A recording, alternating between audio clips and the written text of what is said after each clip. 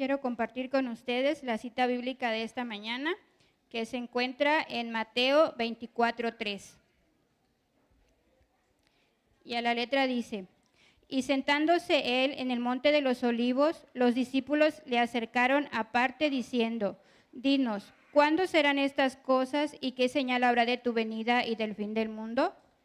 En esta mañana tiene el tema central nuestro hermano Cristian Mejía Morales y se titula Juicios y talentos. De él es el tiempo.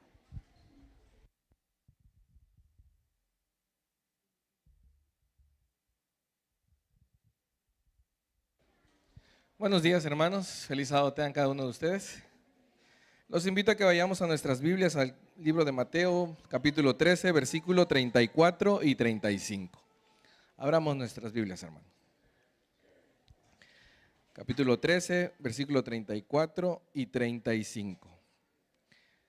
Dice de la siguiente manera: todo esto habló Jesús por parábolas a la gente, y sin parábolas no les hablaba, para que se cumpliera lo que dijo el profeta: abriré en parábolas mi boca, declararé cosas escondidas desde la fundación del mundo. Los invito a que inclinemos nuestros rostros, pidamos la dirección de Dios. Amante Padre que estás en las alturas de los cielos, Señor, estamos a punto de iniciar el estudio de tu palabra y queremos que tu Espíritu Santo esté en nuestra mente, en nuestro corazón, de tal manera que nos dé el discernimiento correcto y nos guíe hacia la lección que tú nos quieres enseñar, Padre Santo. Quédate en el corazón de cada uno de mis hermanos que están presentes y que están mirando también a través de las transmisiones. En el nombre de Jesús lo pedimos todo. Amén. Talentos y juicios. Y la cita bíblica que recién leí nos dice que el Señor Jesús trataba de enseñar y de dar verdades escondidas a través de ¿qué? A través de las parábolas. De tal manera que al leer una ilustración sencilla, una historia corta, pudiésemos entender de mejor manera la lección que iba implícita en esa parábola. Y es así como el Señor Jesús trabajaba con la gente, con sus discípulos y con todos aquellos que lo rodeaban. Lo normal era con el tiempo de Jesús que los escribas, que los fariseos siempre lo cuestionaban y le preguntaban diciéndole: bueno, ¿cómo sabemos que tú eres el Hijo de Dios? ¿Por qué te tomas todas esas atribuciones? ¿Qué pruebas tenemos de que es así? De que realmente eres el Hijo de Dios. Sin embargo, en la ocasión de Mateo 24, los discípulos son los que le dicen a Jesús: bueno, dinos, ¿qué señal habrá de tu venida? ¿Cuándo serán estas cosas? Y el Señor Jesús empieza con una clase escatológica de tal manera que les da una doble enseñanza a los discípulos y también a nosotros. Empieza a narrar todos los sucesos de un evento que iba a acontecer a un mediano plazo. ¿Y qué evento era ese? Lo acabamos de comentar en la lección: la destrucción de Jerusalén. Pero también les estaba enseñando lecciones que iban a ser de mucha utilidad. ¿Para cuándo? Para el fin del mundo, para la segunda venida de Jesús. Así que con estos relatos el Señor Jesús se introduce y empieza a captar la atención de sus discípulos. Pero normalmente nos quedamos ahí y no continuamos como que si fuera un solo momento las demás lecciones que da el Señor. Y por ahí encontramos un circuito de 5 parábolas, de 5 ilustraciones, donde el Señor nos dice cómo debemos prepararnos. Nos dice todo lo que va a suceder, pero también nos dice cómo debemos prepararnos, qué debemos hacer. Encontramos en Mateo 24 la lección de el ladrón. ¿Cómo iba a llegar el ladrón? El ladrón iba a llegar de noche. ¿Y cuál era la indicación para que estuviera atento? Tenía que estar velando en todo momento. Y la Biblia dice que el padre de familia, si supiese cuándo iba a llegar el ladrón, ¿cómo se iba a encontrar? Velando, esperándolo, de tal manera que cuando se presentaran a lastimar a su familia, a su hogar, él estuviera listo para responder, de tal manera que la familia estuviera protegida. Y esa es la primera ilustración que nos hace después de todas las señales de la venida. Nos dice, estad atentos, estad velando. Pero más adelante en el versículo 45 nos da otra pequeña parábola, nos da otra ilustración y nos dice, en aquellos tiempos también habrá dos tipos de siervos. Habrá un siervo fiel, el amo, el Señor, se irá lejos y les dejará a su responsabilidad, ¿qué cosa? Todas sus bienes. Pero habrá uno de ellos que dirá, mi Señor tarda. Y como mi Señor tarda, entonces empezaré a hacer lo que más me place. Y la Biblia dice que este siervo infiel comenzó a golpear a sus consiervos, versículo 49, comenzó a comer y a beber ¿con quiénes? Con los borrachos. Es una segunda lección. En esta segunda parábola, ilustración, nos dice el Señor que van a haber ¿cuántas clases de siervos? ¿Cuántas? Solo dos clases de siervos, el siervo fiel y el siervo infiel. ¿Qué hace el siervo fiel? Administra bien los bienes de su Señor. ¿Y qué hace el siervo infiel? Despilfarra, se da placer, se da gusto de los bienes de su Señor. Estas dos parábolas, dos ilustraciones, nos conducen a la siguiente parábola con la que inicia el capítulo 25 de Mateo. ¿Y qué parábola es? Abramos nuestras Biblias, hermanos. No estamos proyectando todavía las citas. ¿Con qué parábola inicia el capítulo 25? Con la parábola de las 10 vírgenes. Con el ladrón de la noche nos dice, velad, estate atento, está alerta, ponte listo. Y con la parábola del siervo infiel nos dice, van a haber dos grupos.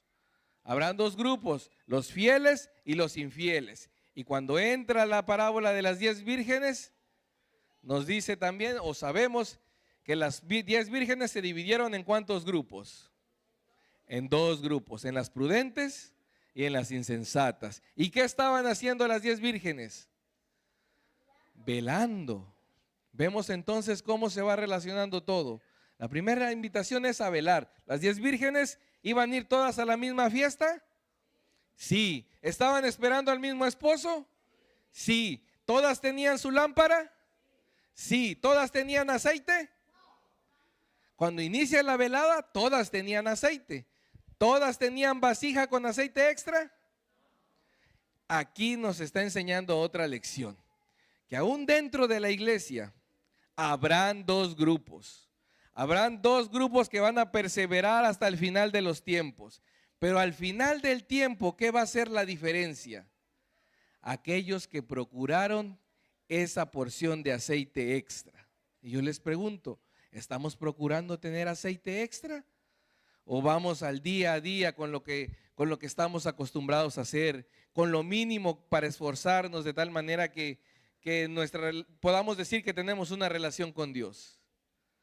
La lección nos va guiando a que nosotros entendamos e identifiquemos que al final del tiempo, aún dentro de la iglesia, existirán dos grupos, que se habrán congregado sábado a sábado, que habrán cumplido los 10 mandamientos, que habrán cantado alabanzas, que habrán predicado, que habrán servido, pero al final una pequeña cosita es la que va a hacer la diferencia. Y vamos a ir descubriendo. La otra parábola, llevamos 3, la otra parábola que sigue es la de los talentos. Y en los talentos ya nos dijeron, estate atentos, vela, van a haber dos grupos. Esos dos grupos serán dentro de la iglesia. Y los talentos nos dice, ponte ¿a qué cosa? Ponte a trabajar, trabaja, haz algo, entra en acción, no seas espectador, no puedes vivir toda la vida cristiana escuchando, tienes que entrar en acción. Y esa es la cuarta parábola. La última parábola la tenemos en el capítulo 25 y versículo 31. Y el título dice, el juicio de las naciones, donde se nos dice cuál es la sentencia que habremos de recibir. ¿Y cuántos grupos habrá en este juicio de las naciones? 2 nuevamente. El Señor es reiterativo en sus enseñanzas de tal manera que no quede ninguna duda de lo que nosotros debemos hacer, de lo que nosotros debemos creer, de lo que nosotros debemos practicar. Así que estudiando este circuito podemos entender que tenemos una tarea por realizar. Y vamos a estar estudiando entonces, iniciando con la parábola de los talentos. Yo les pregunto, ¿qué pasaría si el día de hoy aquellas pruebas fuertes que leemos en la Biblia, que llegaron a la vida de Job, llegaran a nuestra vida? ¿Qué pasaría si en un momento cercano alguien llegara y nos dijera, ¿sabes qué? Tu familia quedó en medio de un enfrentamiento entre un grupo del crimen organizado y fueron lastimados y fueron heridos. ¿Seguiríamos adorando a Dios? ¿Seguiríamos confiando en Él? ¿Qué pasaría si dijera, hubo un desastre natural y tu casa no soportó, hubo un terremoto y se cayó? ¿Seguiríamos confiando en Dios? La intención de que nos preparemos, de que estudiemos, es de que sepamos que habrán momentos difíciles. Pero a pesar de esos momentos difíciles, tenemos la esperanza, porque tenemos la guía, tenemos las señales, tenemos las indicaciones de qué es lo que debemos hacer para estar preparados para esas situaciones. Entonces, ahora sí, vamos a Mateo capítulo 25, versículo 14. Dice de la siguiente forma: el reino de los cielos es como un hombre que yéndose lejos llamó a sus siervos y le entregó sus bienes. A uno dio 5 talentos, a otro 2 y a otro 1, cada uno conforme a su capacidad. Y luego se fue lejos. Si hacemos una pequeña conversión, vamos a encontrar que un talento equivale a 6,000 denarios. 6,000 denarios equivalen al trabajo de 6,000 días. Es decir, el trabajo de un día se pagaba con un denario. Un año promedio de trabajo tiene 260 días efectivos, restándole los fines de semana y alguno que otro día feriado. Entonces, 260 días de trabajo entre 6,000 entre 260 días de trabajo nos da un total de 23 años. Son números redondeados. 23 años de trabajo equivalía a un talento. Entonces, para que alguien pudiera tener un talento, quiere decir que era una persona realmente que era rica, era próspera.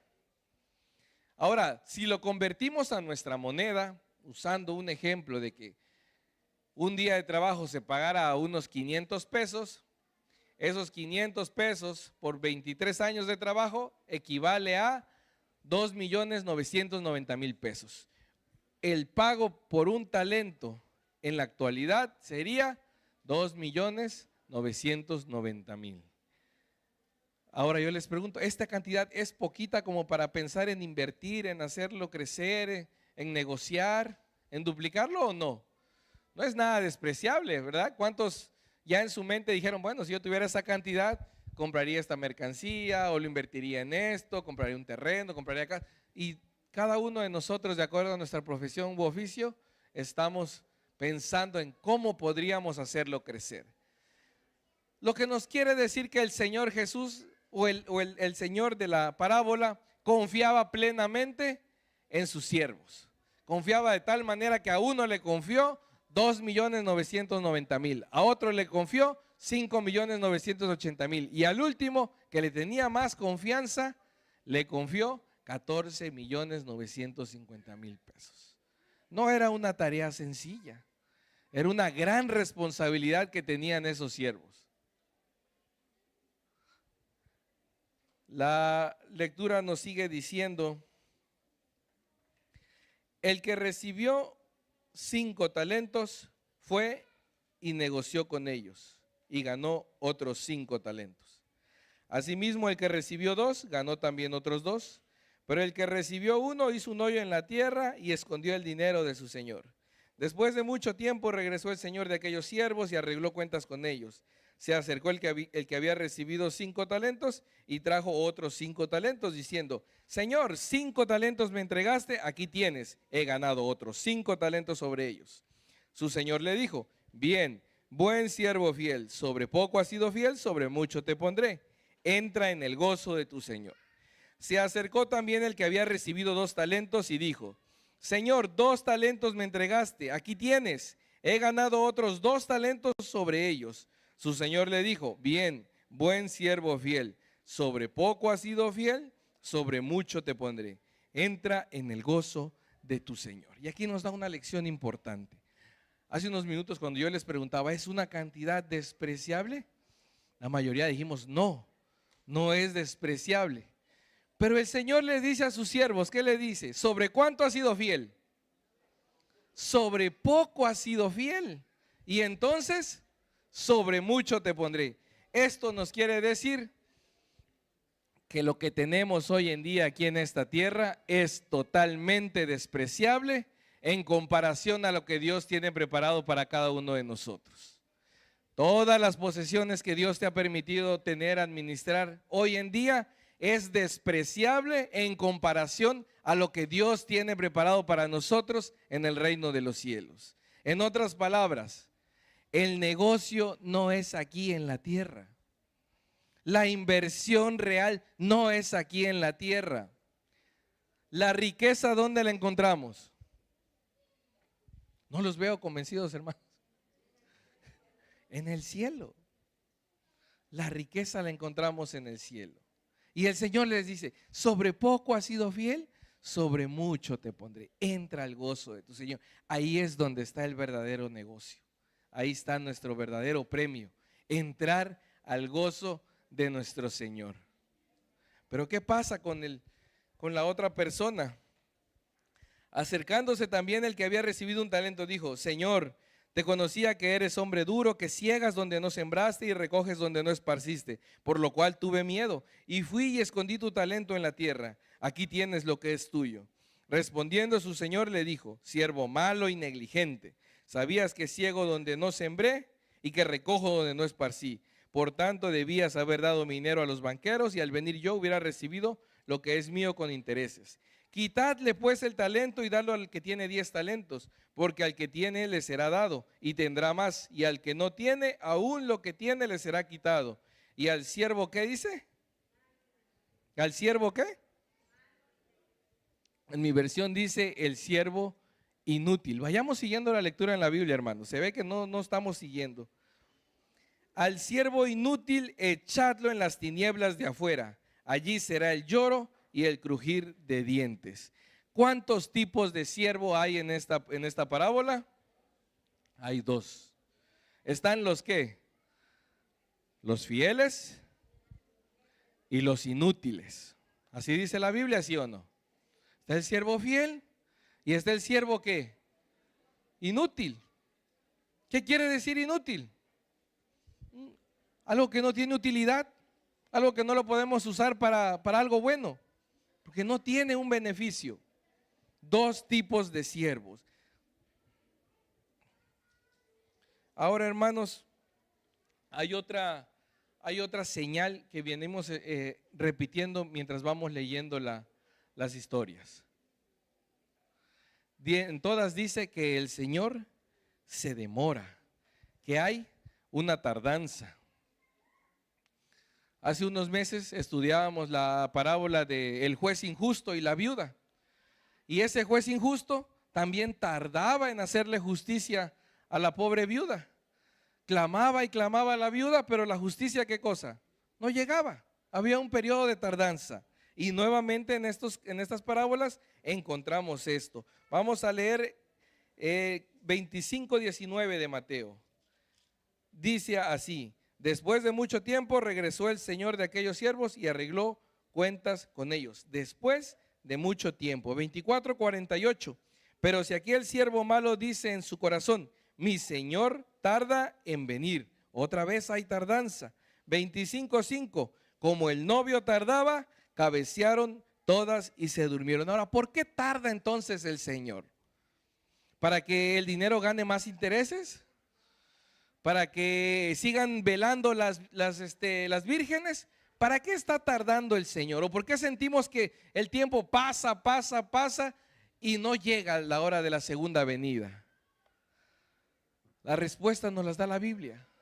El Señor no retarda su promesa, según algunos la tienen por tardanza, sino que es paciente para con nosotros, no queriendo que ninguno perezca, sino que todos, ¿qué?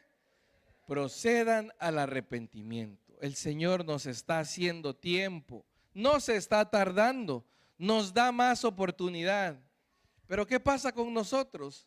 Hay personas que escuchan un sermón, 2 sermones, 3 sermones y se pueden pasar una vida entera de sermones, de llamados, de invitaciones y jamás van a entrar a la acción. Siempre van a ser espectadores. Les gusta ser espectadores. Pero hay otras personas que al primer llamado, al segundo llamado, deciden tomar decisión en su vida, deciden activarse. El Señor quiere miembros con una actitud positiva y también que tengan una buena aptitud. Actitud y aptitud. ¿Por qué los dos? Porque tener actitud significa que tenemos buenos actos, que vamos por la acción. Y al tener aptitud, somos aptos. Dios nos ha dado habilidades a cada uno de nosotros para que las pongamos en su servicio. Entonces, por eso es que Dios está tardando aparentemente, pero en realidad es a nuestro favor. Nos está dando el beneficio de esperarnos. Dios quiere que nosotros estemos listos. ¿Qué significa estar listos? Significa estar ocupados en actividades responsables que producen resultados para el reino del Señor. Y si yo les preguntara, pero respóndase a sí mismos, ¿están realizando actividades que producen resultados para el reino del Señor? ¿Me encuentro realizando actividades que den frutos? ¿Sí o no? A veces cuesta ser sincero con uno mismo. Y a la persona que más engañamos es a nosotros mismos. A Dios no lo podemos engañar. Pero nosotros podemos decir, pues es que yo no estoy sirviendo porque no me dejan. Estoy sirviendo porque la última vez que lo intenté me ofendieron, me hablaron mal. No sé por qué no me llaman. Pero dejemos lo que no está a nuestro alcance, lo que está de las demás personas. ¿Qué sí está en nuestro alcance? Puedo ir y decir, estoy disponible, quiero servir, quiero ayudar, ¿en qué puedo apoyar? Aquí estoy, yo sé hacer esto, esto y esto. Y entonces tal vez alguien me diga, hermano, discúlpanme, no nos habíamos percatado, pero ven, claro que sí ven. O puede que alguien diga, hermano, sabes que casi no te vemos en la iglesia, pero ven, asiste, sé más constante en tu adoración. Pero no podemos seguir culpando a los demás por nosotros estar sentados espectadores en la inactividad. El Señor quiere que nosotros estemos listos. ¿Qué más quiere el Señor? Usa tus talentos. Dios espera que todos usen al máximo las habilidades que les ha dado. Y de acuerdo a la parábola, por lo menos un talento tenemos cada uno de nosotros. La pregunta sería, ¿ya detectaste tu talento? Y si tienes uno, ¿hace cuánto lo detectaste? ¿Ya tienes 2 o sigues con ese mismo uno? ¿Te estás desarrollando? ¿Estás mejorando? ¿Has crecido? ¿O te sientes cómodo solo con ese talento? ¿Ya lo enterraste? ¿Qué has hecho con tu talento? Dios no espera menos que ¿qué cosa? Que la excelencia de cada uno de sus hijos. Dios quiere que sus hijos sean excelentes, que su pueblo sea excelente. Vivimos en una sociedad, en una realidad en la que cada uno, pues la mayoría de la gente quiere dar lo menos y obtener lo más. Quiere esforzarse poco y ganar mucho. Y la tecnología a veces propicia eso, porque al tener tantas herramientas, ya no tenemos que caminar, ya no tenemos que ir a tantos lados. Solo tenemos que teclear, mandar un mensaje.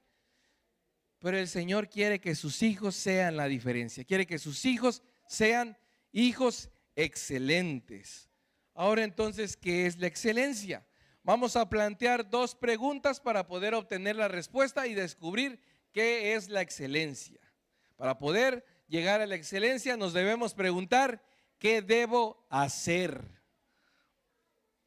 No qué pienso, no cómo veo esto, no qué pienso de aquello, no, ¿qué debo hacer? No cómo vi, cómo hacen las cosas allá, no, ¿qué debo hacer yo? Cuando yo descubro qué es lo que debo hacer, me vuelvo una persona eficaz. La eficacia viene a mí cuando sé lo que debo hacer y lo hago. Ahora, pero no basta ser eficaz para obtener la excelencia.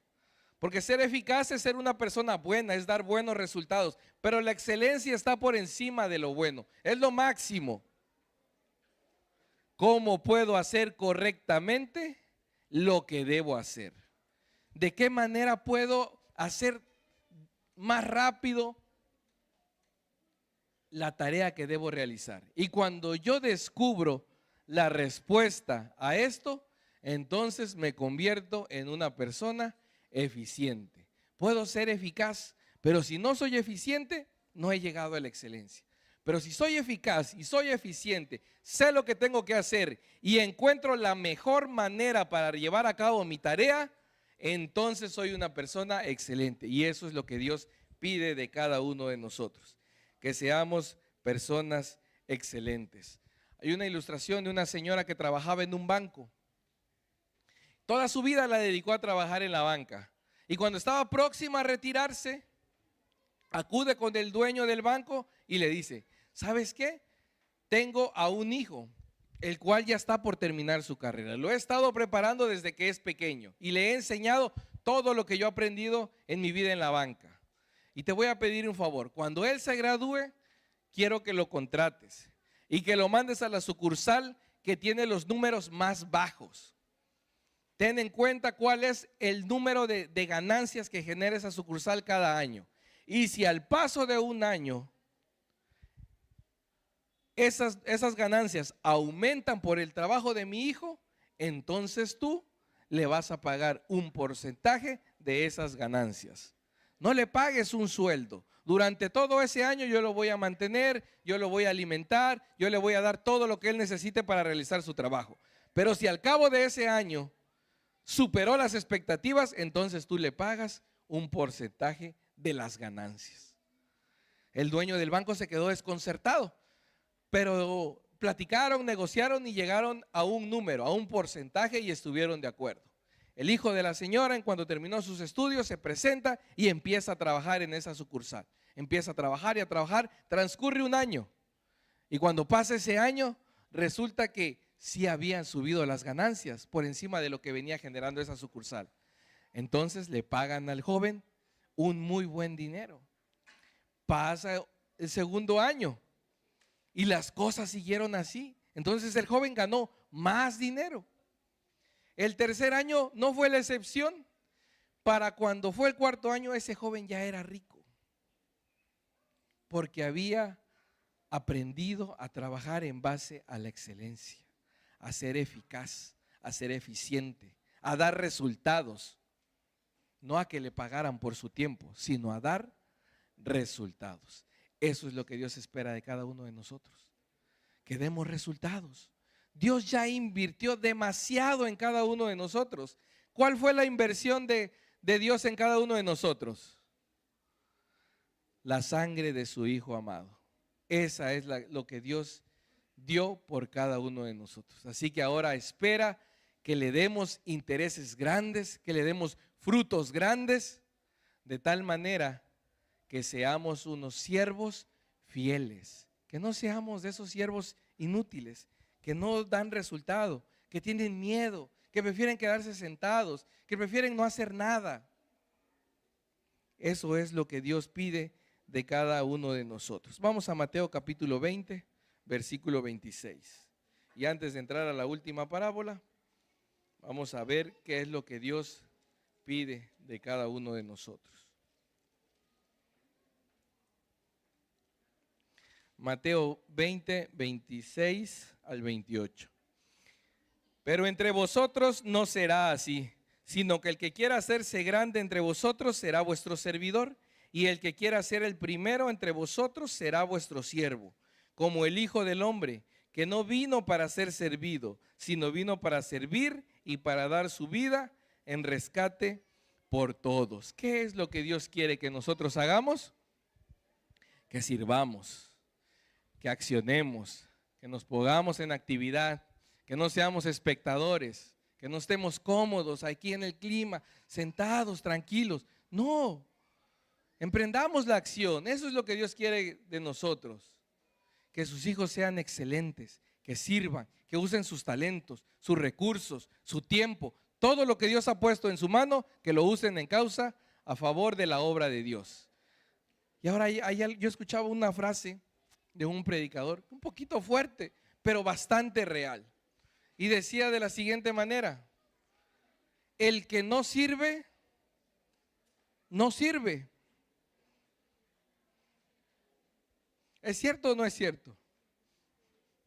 El que no sirve, pues no sirve. Podemos interpretarlo de dos maneras, ¿verdad? Cada quien sabrá cómo interpretarlo, pero es una realidad. Aquella persona que no sirve, no está sirviendo, no está realizando la acción y por lo tanto no está siendo útil. ¿Queremos ser de esas personas? Esas personas que no sirven. La decisión está en nosotros. No está en los ancianos, está en nosotros. ¿Por qué no estamos sirviendo? ¿Qué está pasando que no estamos sirviendo? ¿Qué me detiene a mí para servir? Nada debe detenerte para servir, pero hay que examinarnos. Tenemos que ver muy bien qué está pasando que no puedo servir. Ahora sí vamos a la última parábola, Mateo 25:31. Cuando el Hijo del Hombre venga en su gloria y todos los santos ángeles con él, entonces se sentará en su trono de gloria. Y serán reunidas delante de él todas las naciones. Entonces apartará los unos de los otros, como aparta el pastor las ovejas de los cabritos. Y pondrá las ovejas a su derecha y los cabritos a su izquierda. ¿Cuántos grupos hay? Dos nada más. Hay ovejas y hay cabritos. Hay diligentes, hay inútiles, hay prudentes, insensatos, hay fieles e infieles.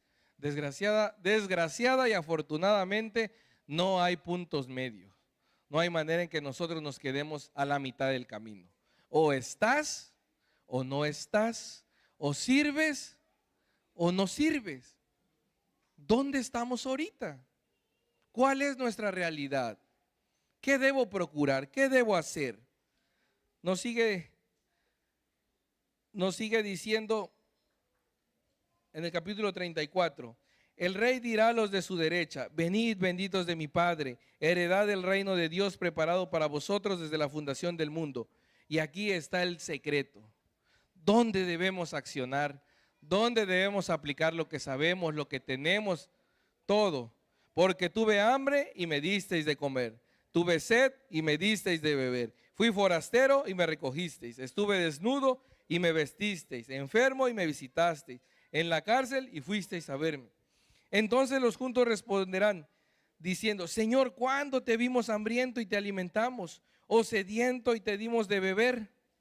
El versículo 40, el rey les dirá: de cierto os digo, que cuanto lo hicisteis a uno de estos mis hermanos más pequeños, a mí lo hiciste.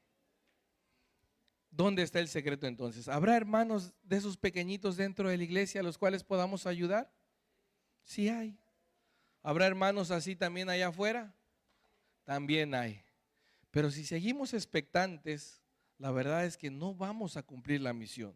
El Señor quiere que nosotros vayamos, cumplamos la misión, nos activemos, emprendamos acción, dejemos esa vida pasiva. No sé cuántos han experimentado, pero una persona que durante un año, hablemos en términos de la iglesia, durante un año deja de servir en la iglesia, no se hace a un lado, se nota, hay un poquito más de inasistencia, no hay tanta constancia, pero cuando tú decides poner tus talentos al servicio de Dios, eres el primero en llegar, a veces eres el último en irte, estás saludando a todos los hermanos, les das un abrazo, estás al pendiente de qué hace falta, porque estás metido en la acción. Pero si no, no te enteras de lo que pasa. Y cuando una mente está desocupada, únicamente se enfoca en ¿qué? En lo negativo, en ver las cosas malas. Es que me vieron así, me torcieron la boca, no debieron haberme dicho de esa forma. Y empezamos a ver lo negativo y lo negativo y lo negativo. Pero no podemos controlar a las otras personas. ¿Qué sí podemos controlar? Lo que nosotros hacemos, lo que cada uno de nosotros podemos hacer. Ahora, resumiendo lo que hemos estudiado hasta acá. En la primera parábola se nos dice, vela, está atento, porque el Señor ya viene. En la segunda nos dice, hay dos grupos, van a haber dos grupos, unos fieles y otros infieles. En la tercera, con las vírgenes, se nos dice, dentro de la iglesia van a llevar también dos grupos que van a llegar hasta el final. Pero a un grupo le va a faltar un cachito, le va a faltar un poquito para poder encontrarse con el esposo. Un poquito de aceite es lo que les hizo falta a las 5 insensatas, porque estuvieron todo el tiempo aquí. Ojalá que no sea ninguno de nosotros de los que estamos aquí, que hemos estado sábado a sábado, quizás toda una vida en la iglesia, quizás nacimos en el evangelio, y que al final un poquito de aceite sea lo que nos aleje del Señor. Ojalá que eso no pase. En la cuarta parábola se nos dice, trabaja, Dios te ha dado talentos, Dios te ha dado fuerzas, Dios te ha dado habilidades, trabaja, crece, esfuérzate. Y en la última parábola nos dice, la sentencia por todo lo que tú hiciste se va a dar al final. Y ese servicio se ve reflejado en bien de nuestro prójimo, de nuestros hermanos. Yo les pregunto, velar, estar atentos, ¿es mayordomía, sí o no? ¿Es cuidar nuestro tiempo, sí o no? El siervo fiel e infiel que malgastaba los recursos de su señor, ¿es mayordomía, sí o no? Administrar los recursos, ¿es mayordomía? Usar los talentos, ¿es mayordomía o no es mayordomía? Si a este punto todavía seguimos pensando que mayordomía solo es diezmos y ofrendas, qué equivocados estamos. Y puede ser que nos esté faltando ese poquito de aceite. Y si los diezmos y las ofrendas es lo que nos limita para poder nosotros servir al Señor, necesitamos un poquito más de aceite.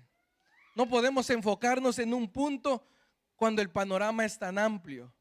Cuando la mayordomía abarca tu salvación personal en todas las áreas de tu vida, pero tú sigues viendo los diezmos y las ofrendas y es que no me gusta que hablen de eso. Solo de eso hablan. ¿Qué solo de eso les interesa? ¿No pueden hablar de profecía? Estamos hablando acerca de la segunda venida del Señor, lo que debemos hacer. Y cuidando nuestra mayordomía en cada uno de estos aspectos, vamos a poder lograr recibir al Señor cuando venga en las nubes de los cielos. Juan 15:5, yo soy la vid, vosotros los pámpanos. El que permanece en mí y yo en él, este lleva mucho fruto, porque separados de mí nada podéis hacer. Si no estamos dando frutos, querido hermano, no estamos pegados a la vid. Porque no hay manera que tú estés conectado con el Señor, pero no estés dando frutos. La única manera de dar frutos es cuando estamos conectados a la vid. Pero si estamos expectantes, no estamos dando frutos. No sé a qué vid nos conectamos, pero a Jesús es seguro que no. Cuando estamos conectados con Jesús, llevamos fruto. Y la rama se ve robusta de pámpanos, bonita. Y la gente se acerca. Todos quieren estar cerca de aquel que lleva los pámpanos, que lleva los frutos. La gente te busca, te procuran, porque hay algo distinto en ti. Pero cuando no, cuando pasamos desapercibidos, nadie nos llama, más nos deprimimos todavía. Hay responsabilidad de la iglesia de buscar a sus miembros, es cierto. Y puede ser que a veces la iglesia adolece de eso, de que no hay mucha visitación, mucha confraternización. Pero también es responsabilidad del miembro involucrarse.